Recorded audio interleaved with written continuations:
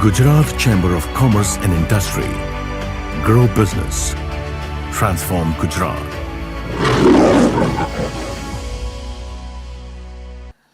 Straight away to one of my favorite countries in the world. My bestie comes from Netherlands. But think about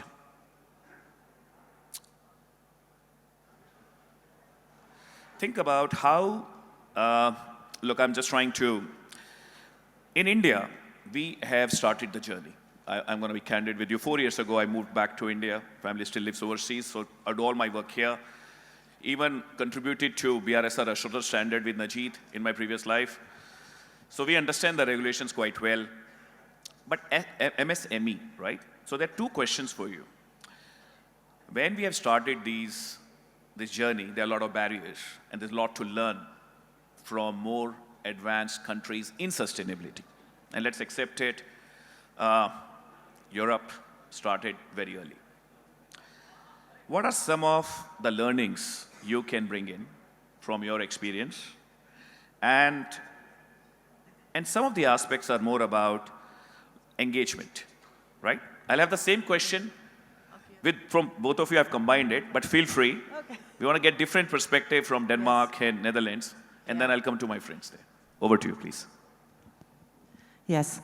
Well, it's a pleasure to be here, and really excited also to see how much this topic and sustainability attracts to this summit. And that's something, the learning actually, because there are so many learnings.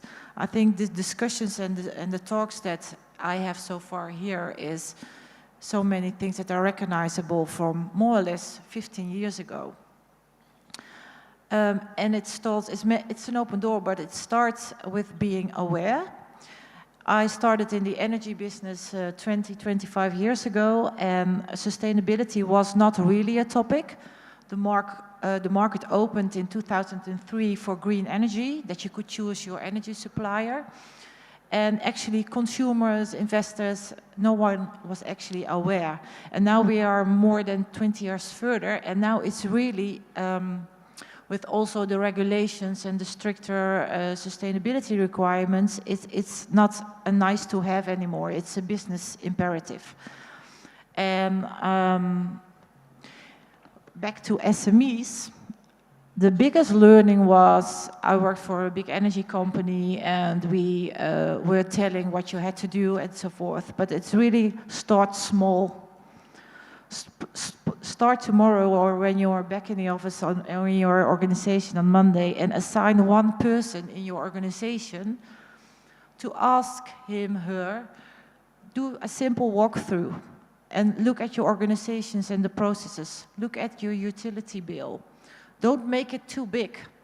And ask to find 3 to 5 actions which you can start immediately and which will save you cost. Because in the end,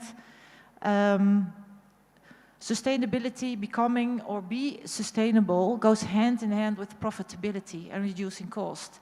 And that is something also in Europe and in the Netherlands, when businesses saw that, there is where you saw the change. And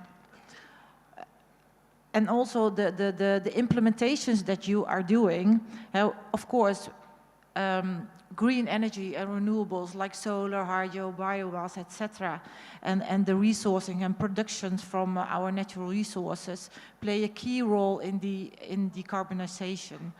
But in organizations, my learning is the key aspect is resource efficiency. And there is the focus for you as a business, because it's difficult to have a view on long term maybe, but on the short term you can reduce your operational costs with becoming more sustainable. No, thank you. Same question, I'll come to you, Heidi, with this pen, if you allow me. It's all about baby steps. It's all about to a 3x3 metrics showing what's material, what's your value chain wants, and what you can really learn and get their buy-in or investment. Because in India, if you look at, around 40% is the number we are looking at. And we look at the export as part of the GDP, and the export is a little bit more. Now, it's significant, but then around 60% say deployment cost is a problem. Unless my orders get cancelled in the chemical sector, I need EcoVadis rating. Otherwise, why I should worry?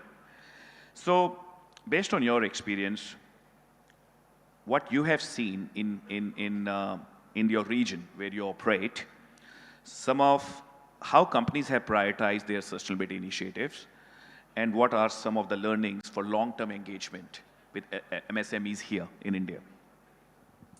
So again, thank you everyone for this, for showing up on a Saturday, like you said, and thank you for the organizers for making this fantastic event.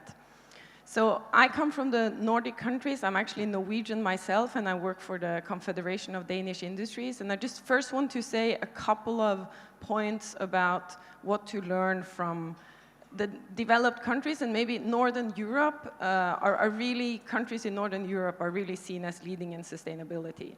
And we do have a lot of, strong economies and also smaller countries with very, it is easier to manage these kind of challenges in smaller populations and smaller regions. But I must say that the governments do play an important role. And I believe many of you here are in the construction sector. And one of the things that the Nordic governments have done is that they have set sustainability targets for every government building project. So if you're building a new school or a new government business, a government office, those buildings have very set targets on the energy performance and the sustainability of those buildings. And that is a really nice way of, and you can't even enter the bid. If you don't have a sustainability profile for the project as a constructor or a materials provider, you're not eligible for even being in the bid. And I think that is a very smart way of a government because those are big contracts. Those are, everyone wants those jobs, and then you learn through that. And then the government, of course, has to pay the premium of those more expensive materials or all this, but that's a small cost for the government in educating the market and also, of course, getting very good government buildings. And then another thing from inside the companies, I think a main learning from Northern Europe that Indian companies can take along is the engagement from the very top to all the way down throughout the organization. Having really good leaders at the top that believe in this, if the leaders at the top are not strong, then there's political changes, there's economics in going this and that way, and that doesn't bring the strong commitment. So strong leaders at the top that are personally committed, doing things like, small things, but being the example of, as an organizer, having this kind of water or printing on the 2 pages or whatever, and then engaging everyone through the organization and educating. And I'm so happy to hear in several of the discussions earlier today and then in the presentations, educating is important because everyone needs to understand the connection of what does this have to do with sustainability? Why do we put the solar panels on the roof? Why is it important that we control the air conditioning system better? So I think these are some of the points that to learn from the Northern Europe region, I would say, yeah. No, thanks, Heidi. And just to add, I remember 2012, I had a director in my team, Danish guy, and his thesis during his MBA were about helping MSMEs for free, helping them with a guidance document on sustainability. It's also in the university web page. I'm talking about 2012. So definitely pretty impressive, right? But we can talk about it offline. Thank you. Ankit, my friend, I'll ask you a very basic question, and I know you have a lot of experience in that space. I've stalked you enough. Whenever we go and talk about sustainability, I go to On, and On would say, I'm doing a lot. Brilliant stuff. I go to it's his value chain. They would say, it's not for me. It's for big companies. And then let's think about Gujarat. The economy here is doing well. There's a lot of value chain, small players, big players. So if you bring everything together, what's your perspective on the importance of sustainability for all? Thanks, Ankit. Very good question. Let me take an analogy over here today. We've all appreciated, a lot of my fellow panelists here and the one before talked about this bottle of water. We talked about this green sustainable event. Where would the owner stop? Do you all praise this event, or do you go back taking that in your life? It is all about that. You're all here to listen about sustainability, but not just to integrate that in your business operations, but to make it a way of life. So if you look at this bottle, I was reading this, everything in this bottle is integrated. What you have is on the side a space to write your name. This bottle is not just not a plastic bottle, it is a bottle that you can reuse. Will you be able to take this with you? I brought it from my table rather than opening up a new one. Can you make it your own theme? Can you make sustainability your own theme?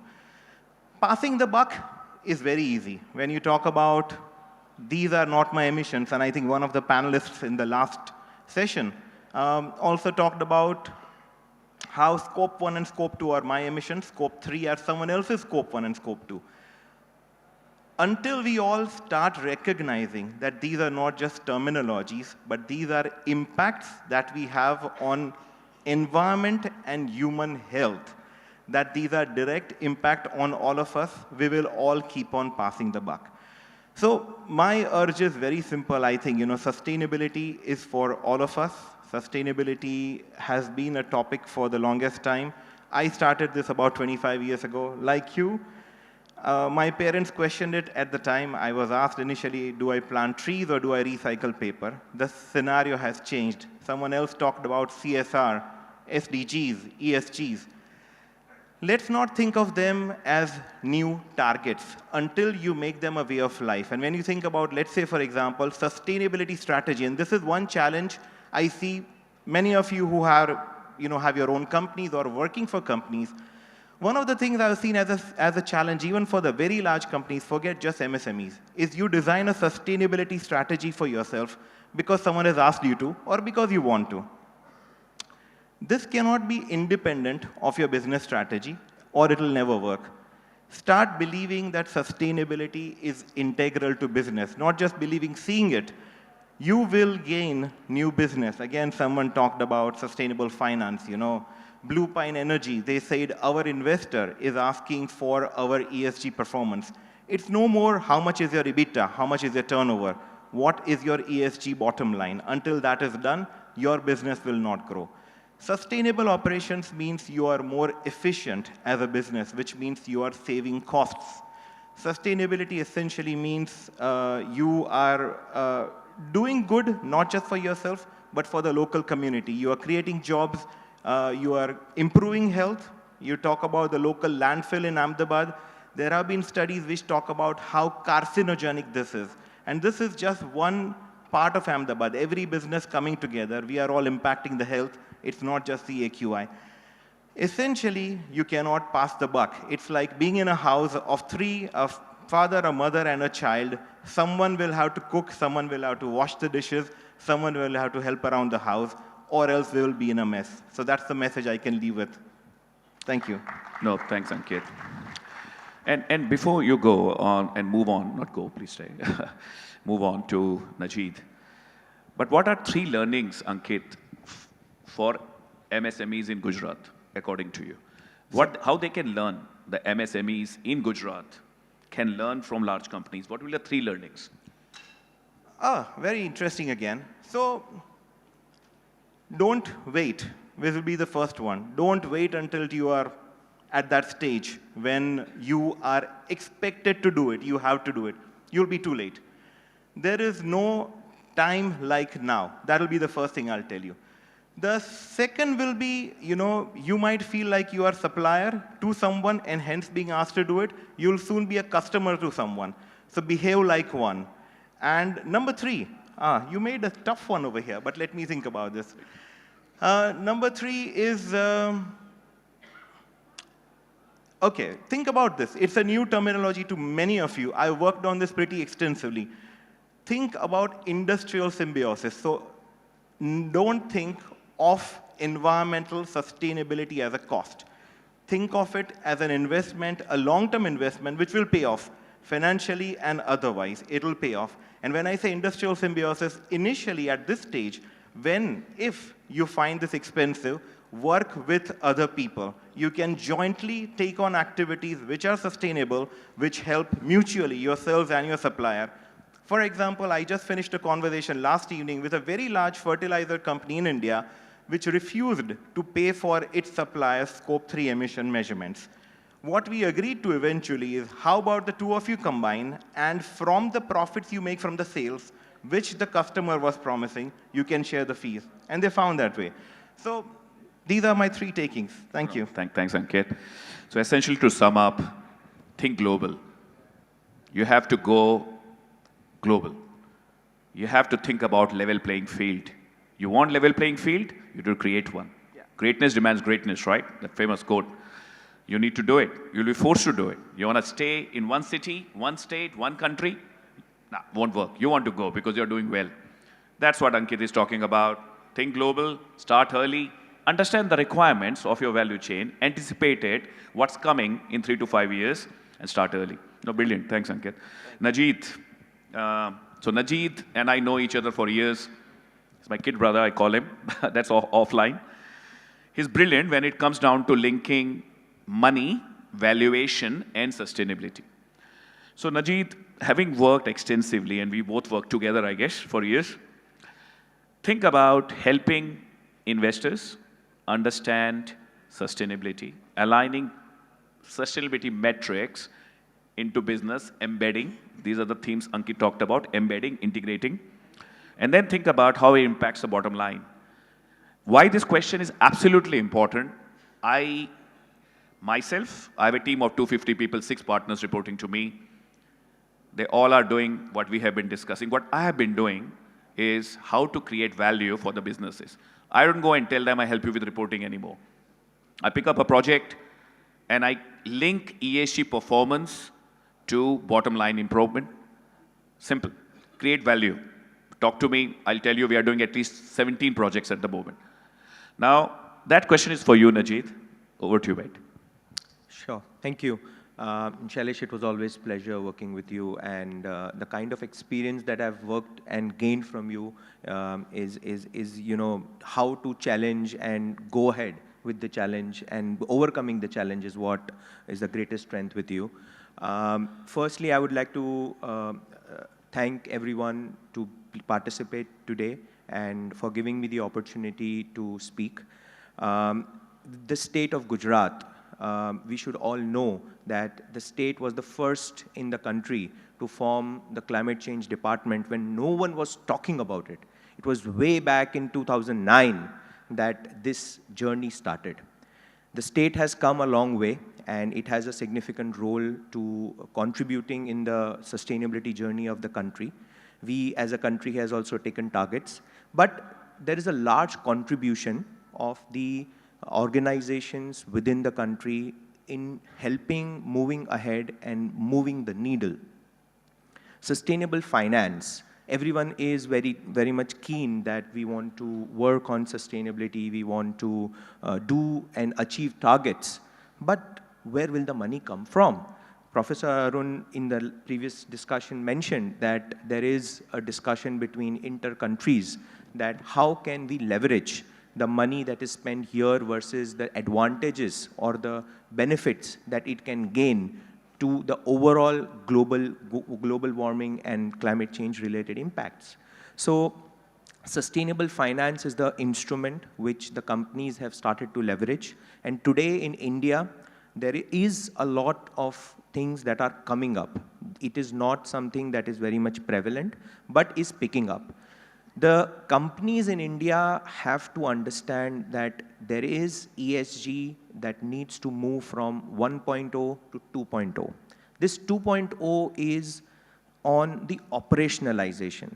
everyone is talking about that this is my sustainability initiative, this is the program that I'm running, but how to operationalize it at the ground? How can you take ESG to your home? How can the ESG culture be built is what the 2.0 is. So if we build on these mechanisms, the financing instruments can be linked with these matrices, and we can get good instruments to be able to finance our sustainability related projects. Yeah, so that's my answer to your question, Shailesh. And Ajit, some examples, if you can Sure. quote or cite, Sure. maybe in the next question, think about it. Some examples you can bring in because, yeah. No, thank you. Just brilliant, as Sure. always. Thanks. Now, I will now go back to your roles, what you do, and my questions will be around that. And from Mumbai to Netherlands, right?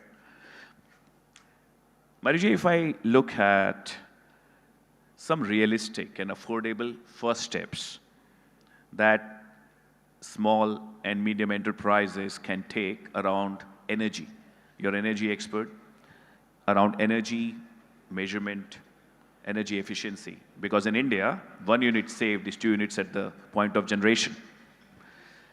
And the other side of energy is carbon footprint, greenhouse gas emissions. So if you improve energy efficiency, you reduce your carbon footprint. So what are some of most practical and affordable steps these small players can, but very important players can do? Over to you. Yes, and maybe in that sense it's an open door, what I said also in the first answer. Do you know what you're consuming at home and in your business? Do you know what you pay for your energy and for your waste, etc.? So it starts with tomorrow, be aware. What are you using?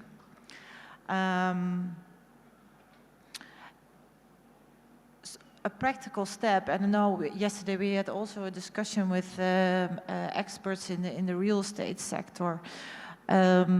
I think in the end, your utility bill is a starting point.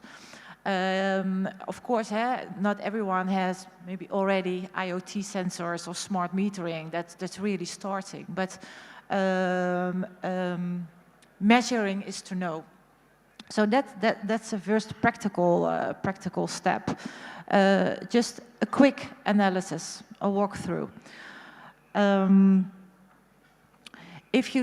Another practical part is if you need to replace something, machinery, equipment, whatsoever, look at the most efficient, not always the cheapest replacement or a second hand or whatsoever. Look at the energy label or uses of the machinery and calculate that in your investment. Not the upfront price, but also the lifetime spent of the machinery of the equipment. So look at the total cost of, let's call it ownership. Because then you can make also a decision on including the energy savings of this equipment. Another practical thing, and Heidi mentioned it also, make your people aware in your organization. It starts also in small thing. If you do prints, do a double-sided print. If you use coffee mugs, don't use plastic or carbon, but ask everyone to take a coffee mug from home. So it's also about attitude and mindset, waste, etc. So those are some practical steps where you can start with tomorrow without any cost, actually. That's mainly my answer. No, that's brilliant. And essentially, think about know your footprint. Yeah. Whether it's energy, whether it's water, whether it's greenhouse gas emission. And what you know, you can manage. It's a great start. And if you know, you can think, okay, what are the biggest energy consuming processes, equipment, etc. And you can make small actions to improve it, to reduce your efficiency. So, and I would say that's also, don't make it too big, because if you make it too big, it's really difficult to start improving it. Oh, look, sustainability is like fitness, guys. Something to think about. Start small. Otherwise, it never happen. Anyway, something to think about, right? Heidi, you know what? When I was going through your profile, what I loved the most was your interaction with Asian value chains. And I was talking to Najit offline in general, and Najit questioned this saying, oh, she has an interesting profile because she has to manage regulatory requirements in various countries. I'm like, yeah, okay, that will be my question. So how you make sure you bring all these different requirements, but they are at the end interoperable standards. You know what I'm talking about. Having been part of devising a lot of them, a long career.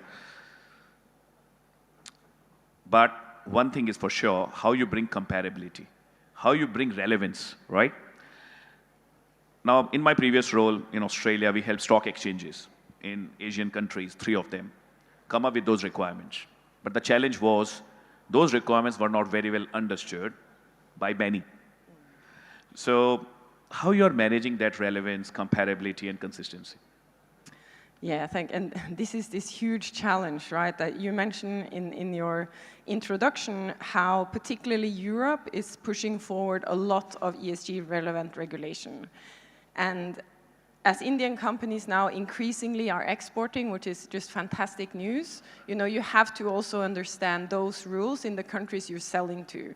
Because like we've discussed quite a bit now, the scope 3 of the emissions of the whole production, that needs to be reported by the company buying in Europe, for instance, and many other issues as well. So even if you're operating in India, you have to start learning some about the European regulations.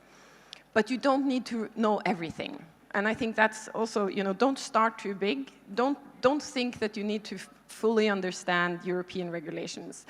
Always is your local regulations most important.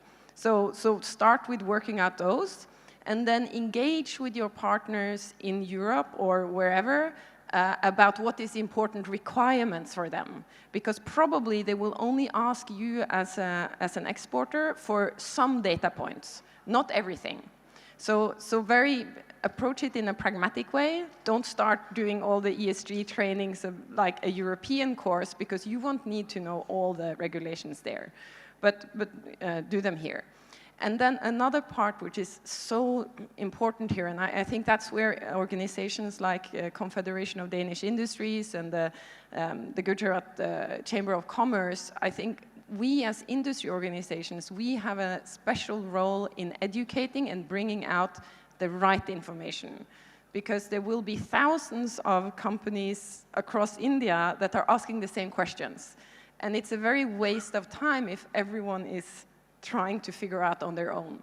So I do think these kind of collaborations, also down to specific industries, like we had someone from the textile industry up here before, you know, that is one of those industries where there's so much learning that should be shared between them. So yes, it's complex, yes, there are many regulations, but by collaborating, I think we can tackle them. And they all go back to some core same frameworks. For instance, the scope 1, 2, 3, that's all from the greenhouse gas protocol.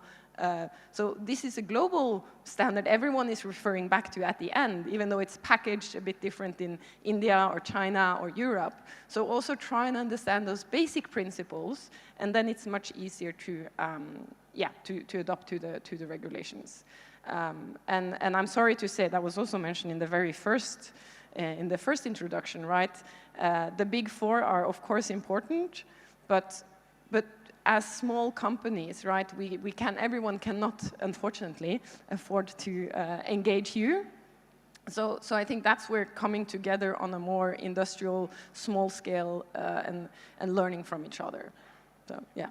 No, I mean, no, thanks, Heidi. In all honesty, even Big Fours, and Najit would agree, are looking at it differently. They are looking at creating an ecosystem. I'll give you one example just to facilitate. We have an ecosystem called Green Space. It's for free. Go online and check. One of my very old friends in Sydney came up with it. Think about net zero. think about an ecosystem of experts, consultants, technology provider, all coming together on one roof. It's for free. Anyone can use it. So we are using our global reach, global connect, to bring that. And you're right, but I would rather say, but there are areas where the small players who can add more value. I'm going to be candid. So, and we have partnerships with those.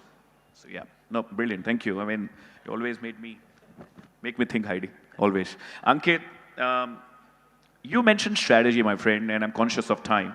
I made a big claim. I'm a good moderator. Now I'm worried. But so let's go back to strategy, sustainability strategy for MSMEs.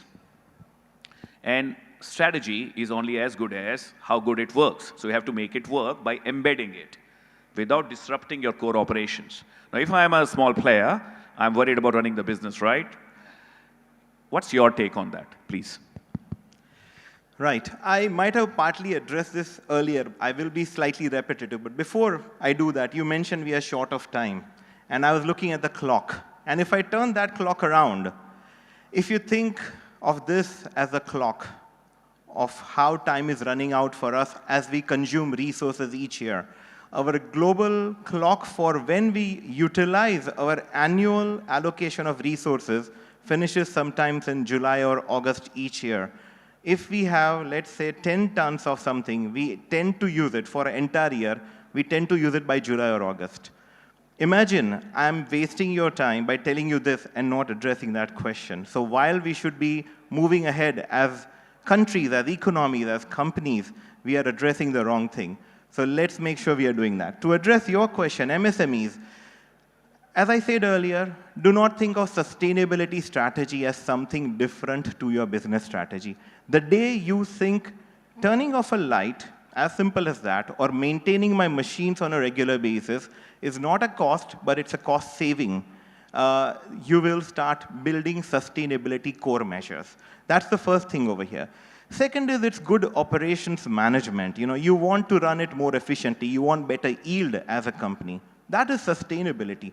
Do not differentiate it just because you read a terminology somewhere. Do not work towards ESG targets which are difficult. And most importantly, make those targets which are your targets. I'll give you a quick example of a chemical company in this region, I'm not going to name them, who decided to give a 30% decarb reduction target by 2030.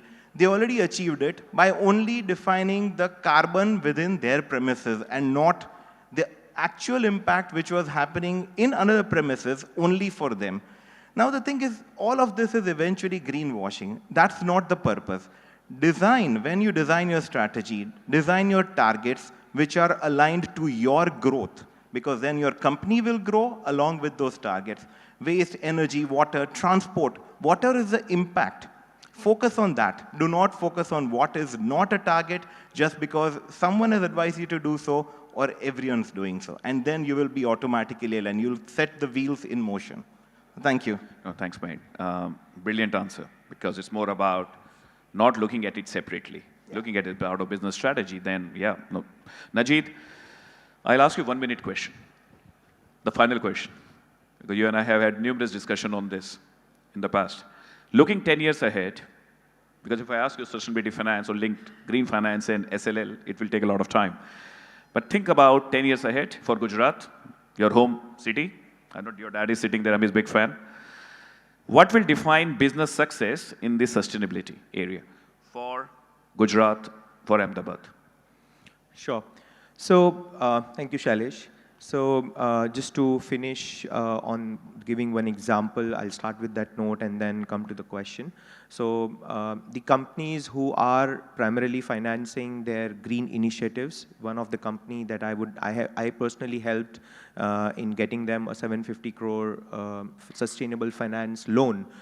Now, the beauty of that particular loan is because there are sustainability initiatives that are embedded and there are initiatives that are being implemented. Operationalizing it and banking on it gives them some point basis discount on their instrument, which is where the beauty of sustainable finance is. Now, coming back to the question, how can the companies move ahead?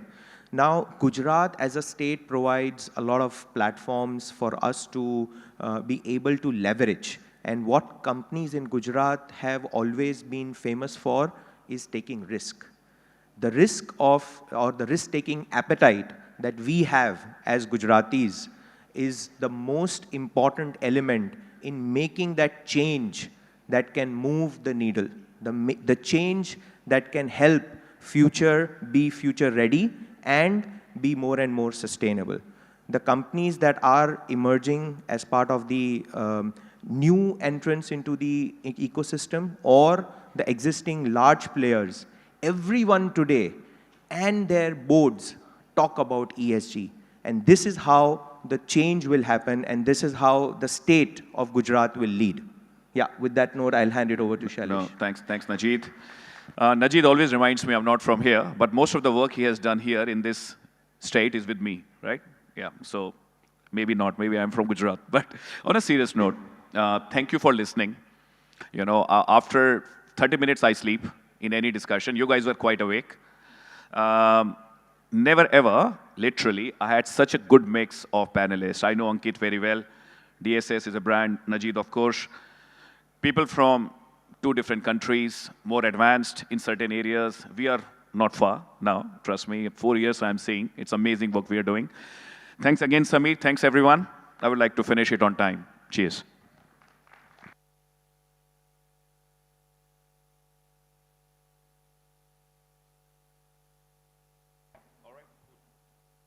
Right. We do have a couple of questions. Brilliant. One is, how can Gujarat develop a sustainability strategy that is rooted in local realities rather than merely adopting Western paradigms? And we have a couple of more too, if we have enough time.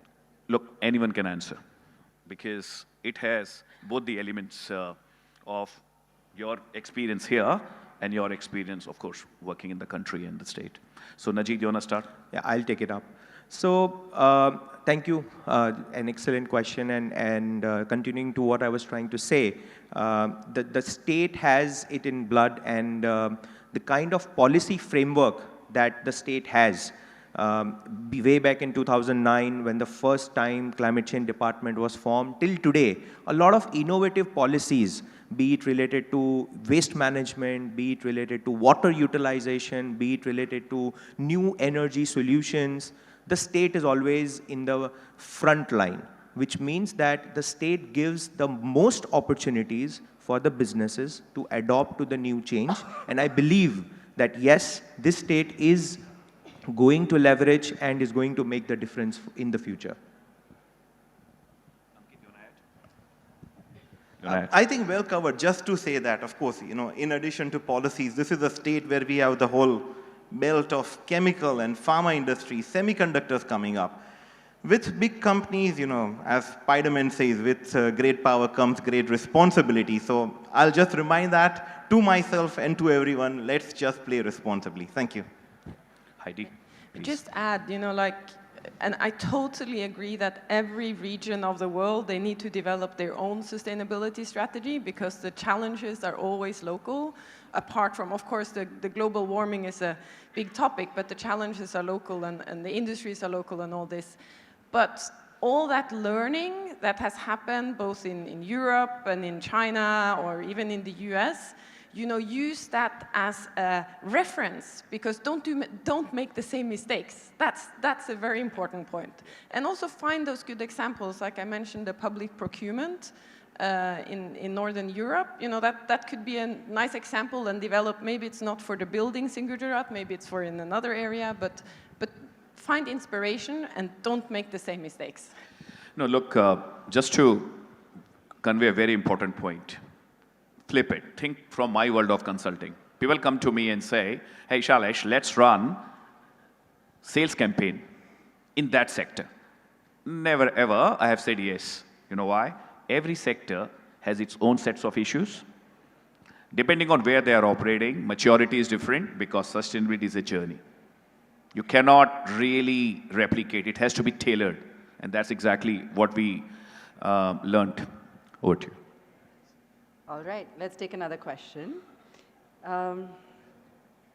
Many large businesses, especially exporters, have engaged in the conversation around sustainability. How will the benefits of sustainability reach traditional MSMEs and encourage them to take action?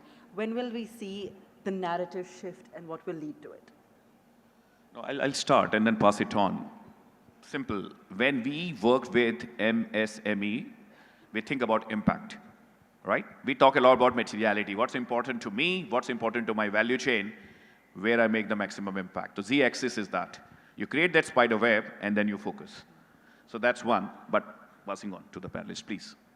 Marije, you wanna? Well, that shift, and I think it's already a bit of mentioned, and that shift is when you see it through a lens of opportunity. Not as a challenge of only investments in terms of resourcing, in time, etc. Whether if you operate locally or internationally.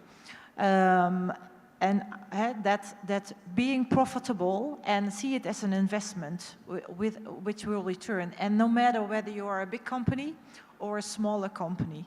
And that is a turning point. In general, and it's already said, take learnings, don't make the same mistakes as big companies or other organizations, but look in your business strategy, where in your operations, where can you become more efficient, and then it's for you, it's a business model as well. Okay. Should we squeeze in one last one? We're out of time, but okay. Is it a viable option to integrate ESG requirements with EIA, Environment Impact Assessment Studies, in any way? Just a quick response on that.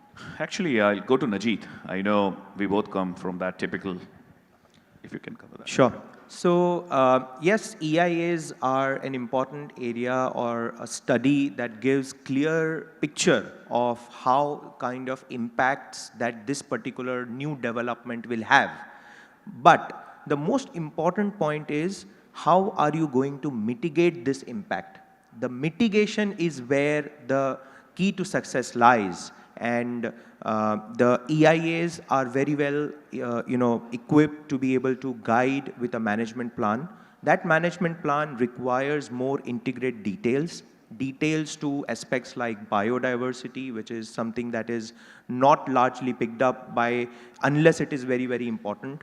Aspects related to the waste management, aspects related to new researches, because if we only depend on the natural resources that we have, these resources are going to deplete.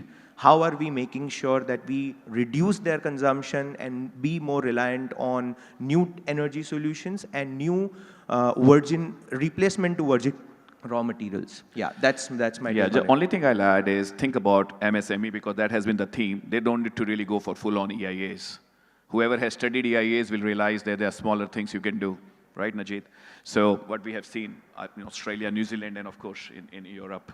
You want to say, Ankit? You want to add? Just very quickly, I think, when I hear that question, deep-rooted inside, is where I indicate a little bit of concern.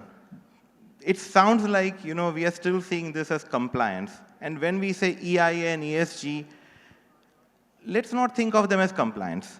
When you think of it as an opportunity, perspective will change. I'll just repeat that once again. The second thing is EIA, Environmental Impact Assessment, ESG, again, someone has mentioned earlier, environmental social governance. You can set up a solar power plant and say we generated X gigawatts and so on.